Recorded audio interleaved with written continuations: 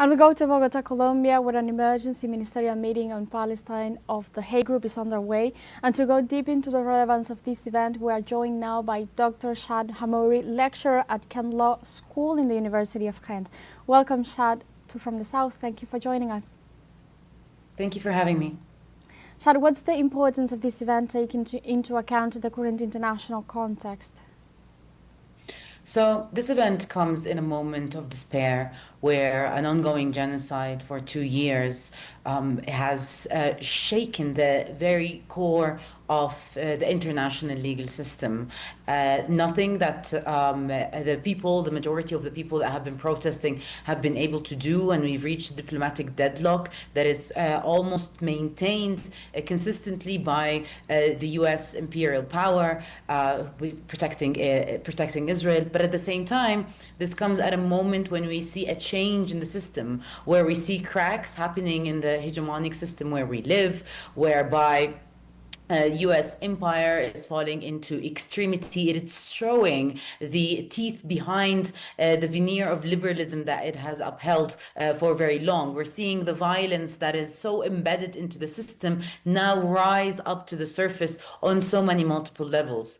Palestine is indeed a case of extremity that sheds power relations bare and shows us the world that we live in, the normalized exploitation and the normalized domination, the fact that powerful states can get to have their call on whatever they want to do, including upholding a genocide for over 2 years that included the most atrocious and horrible things that people could imagine. So this meeting comes at a moment where there is a breath of multilateral work between states that seeks to build an alliance so as to take measures to take international law forward and and do something to stop the ongoing genocide.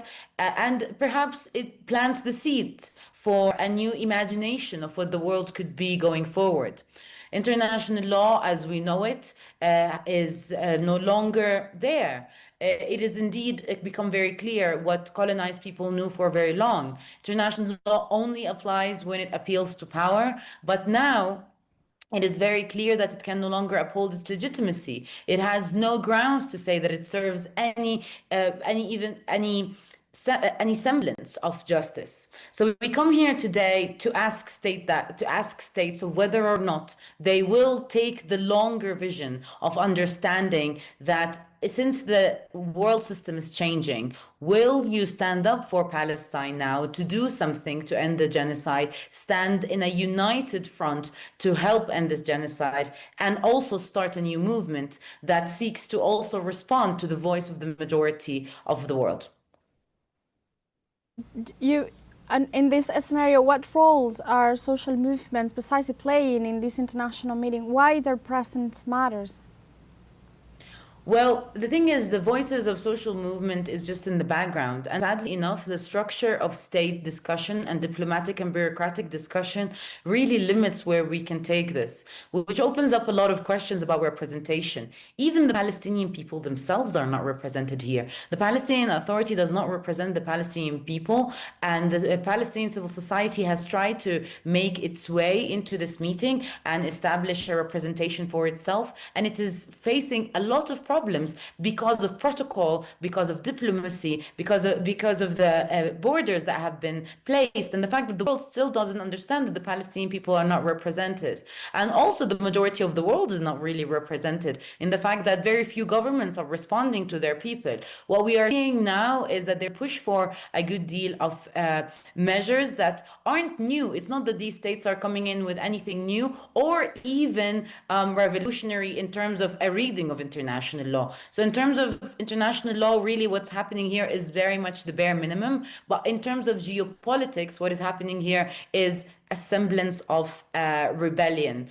And some governments here are The reason why they are here, they do have some of them have some left-leaning that has been pushed for by social movements. Others are coming here to respond to their people, but then we are really afraid that what a lot of governments might do is to come here, say a few nice words and leave, but not really respond to people. So sadly enough, even though the voice of the people has led us here and also created this need for states to respond, it is very questionable of how far and how genuine will this voice be translated into this ministerial conference. Specifically, this is felt among the Palestinians themselves, who are really trying to have their voice heard, but whenever they put their voice forward, what they're met with is diplomatic words, pressure, and indeed the specter of American and Israeli imperial force stands here as a deterrence for any collective action. And sadly enough, what states do not understand is that their duty towards the majority of the world, not just Palestine, starts with holding a united front against the big bully of the US. And if they manage to do something today and tomorrow with resolutions, then they are able to put cracks in a system where the US can call things the way they want, or basically bully the whole world into doing whatever they deem is the status quo. So we are hoping also in this moment that social movements all across the world keep on pressing their states into fruitful engagement. And really there's currently very clear leadership by very strong Palestinian voices who for decades have been buried, and not only of course by the whole world, but also by the fragmentation of the Palestinian society itself through colonization. But it's clear what is needed to take forward the Palestinian cause, and when taking the Palestinian cause forward, we are able to also call for wider social movements. By following this lead, where people are asking their states to engage seriously with the process here, to build these coalitions, and also to engage seriously with the UN General Assembly, there is a semblance of perhaps movement going forward.